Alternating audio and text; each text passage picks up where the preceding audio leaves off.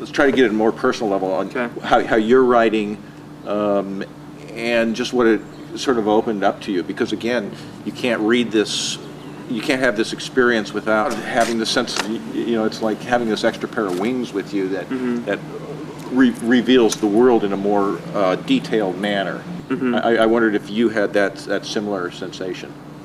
I think I was mentioning earlier that I really like in his book how he captures these unusual scenes of everyday life. They stand out as something you just don't usually read in literature, and it's just this. It's kind of like a scientific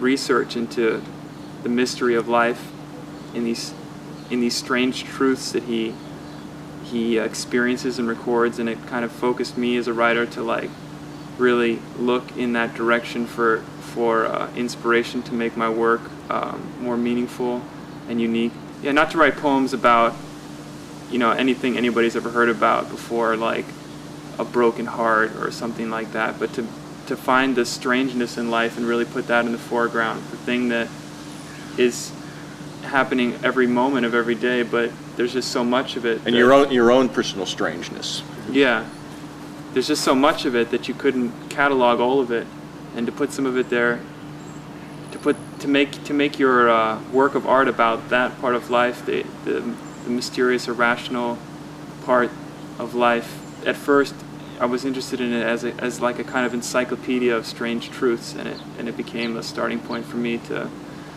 try to find these moments in life. Let me say one more thing about his poetry.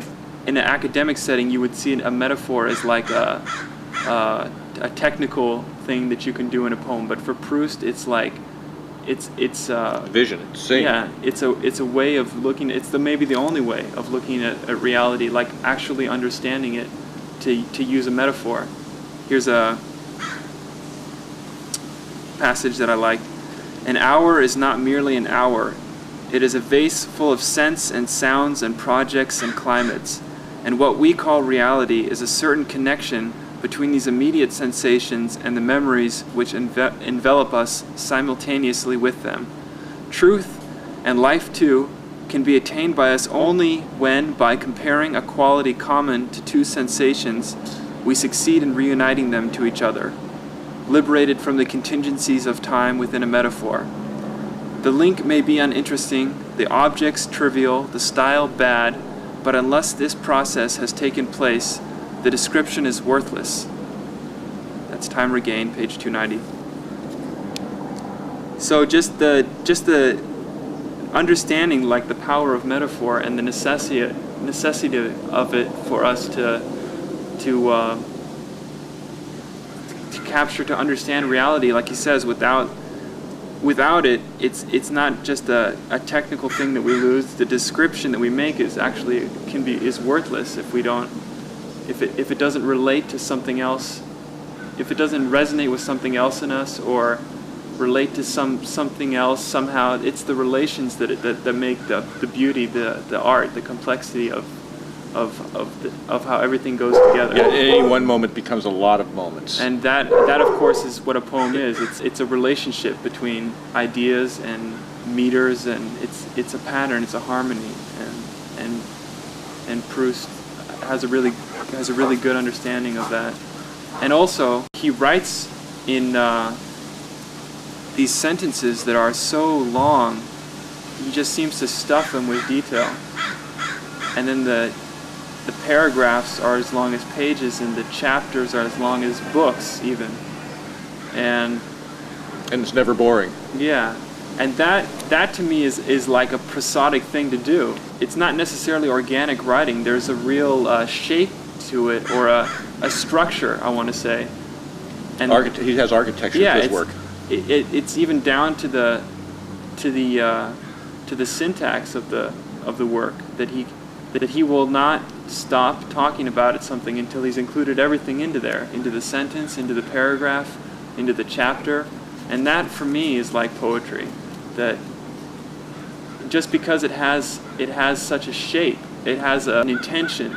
He's not writing and then this happened to me and then that happened to me. He has like a very definite way of writing. And when you have a method that for me is poetry, when you're writing with a method, the prosodic component of it, which also then has an intellectual resonance, like he points out. But just starting from there, to start with a method like that, and it evolves into these patterns, which his book eventually does. And so I think of his prose as being like a unique kind of poetry in itself. Another incident turned my thoughts even more in the direction of Gomorrah. I had noticed upon the beach a handsome young woman, erect and pale, whose eyes round their centre scattered rays so geometrically luminous that one was reminded on meeting her gaze of some constellation. I thought how much more beautiful this girl was than Albertine, and that it would be wiser to give up the other. Only the face of this beautiful young woman had been smoothed by the invisible plane of an utterly low life, of the constant acceptance of vulgar expedients, so much so that her eyes, more noble, however, than the rest of her face, could radiate nothing but appetites and desires. Well, on the following day, this young woman being seated a long way away from us in the casino, I saw that she never ceased to fasten upon Albertine the recurrent circling fires of her gaze. One would have said that she was making signals to her from a lighthouse. I dreaded my friends seeing that she was being so closely observed. I was afraid that these incessantly rekindled glances might have the conventional meaning of an amorous assignation for the morrow. For all I knew, this assignation might not be the first. The young woman with the radiant eyes might have come another year to Baalbek. It was perhaps because Albertine had already yielded to her desires, or to those of a friend, that this woman allowed herself to address to her those flashing signals. You know, one of the reasons I was so eager to interview you, because you're the probably the youngest person that I'll be doing these interviews with. I'm old enough to have gone through the cycle of experience and back to innocence. When you started, you're still in the cycle of innocence. I related to him in the beginning as a story about young love, which I was that age when he first, loved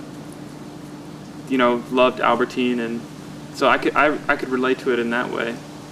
And then the quality of the work just pulled me forward to the end and gave me the whole Proust experience, as you say. The intensity, the detail, the meticulous way of looking at life and recording it, what it means to be an artist, really. And looking at life in terms of metaphors that are powerful, the vision. The autobiography is such a great aspect of the book that it is basically his life, and that was also really an eye opener for me, that you could write a book like this that was autobiographical and not autobiography, and have it be a high work of art.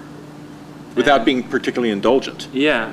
I mean, I had read stuff like that before with like Henry Miller, but Proust really went for it all the way and made his autobiography, it made his life almost indistinguishable from his art, and that was more than writing. If you live in a world with your characters, then life is art, and that's what he did. I keep picturing him, I keep coming back to this idea of Vermeer, and feeling that if he was a cinematographer, that his palette would look like a Vermeer, and with that kind of crispness and that kind of clarity of light and that intensity of detail. And he makes a palette that's got history in it, architecture in it, where art really matters, and he's always looking through the prism of art. He's writing this thing. I think he had this astounding experience where I think he did really live this a second time. And I think that was the meaning in Search of Lost Time, is you find this time within you, and you don't know what any particular moment means in your life until you, or what the symbols of your life mean, or the metaphors of your life mean, until you go back and almost relive it this way. I wanted to say that Proust is also really an eye-opener for a young writer. Yeah, let's hear because the way that his book although it does have this great complexity and order, it also is like an enormous sprawl of all these events, stories that he seemed to have accumulated in his life, and its length is daunting, but also it's motivating. That I think he says in one part of in his book that a great work of art doesn't start by giving us its best, and you can just jump off as a young writer into writing about whatever you want, it seems, from reading Proust, and that all your stories will come together as they all came from you in a logical way eventually. You don't need to worry about that. You don't need to worry about how things fit and where things begin and end. You can just go for it and just start writing, and it's a new kind of book. So every little thing that interests you in life, you just go for it. You just start writing about it. You don't need to worry about is this a short story? Is this a novel? And if you write it like Proust does, from his perspective, just being true to reality and just writing true to yourself, that it doesn't matter. It's not wasted. It doesn't matter where it ends up. That you can use it for anything. You could include it into one mammoth work like Proust, or you could chop it down into little stories. And when you read things like in the first book, like when he drives by the steeples of Martinville, Right. and they just have such an unusual effect in silhouette or something against the sky that just is charming to him, and he has to write it down to try to find what is the mystery. It's just such a little experiment or an exercise that a young writer would do, and you might think it's a waste of time, but if you read Proust, you realize that all those little things that bother you or interest you, they're all as worthwhile as the bigger stories, and they are all inclusive of your life experience, and they can all go in. They all can be a part of your work. And he sees stories where there wouldn't ordinarily be stories. Yeah. The Proust experience is about really being alive in any given moment, and the fact that these moments of life live in you, and it's just a matter of getting into them, and then it's just a matter of really taking an inventory where it is. And I think what you said was right on. What I was trying to make that point about for a young writer, that it doesn't matter how it turns out. You just jump right in, and it doesn't matter where it's going. Proust is obviously had a plan, a skeleton for this long book, but there are definitely passages that he just goes for it. Well, more to the point, and it just goes so far away, hundreds and hundreds of pages about a party, and if you just want to write about what this person said, you write about that, and you just keep going on it for as long as you want. You don't worry about where to stop, and everybody has something to write about. It's just if you're alive, you have something to write about. Yeah, it's all about.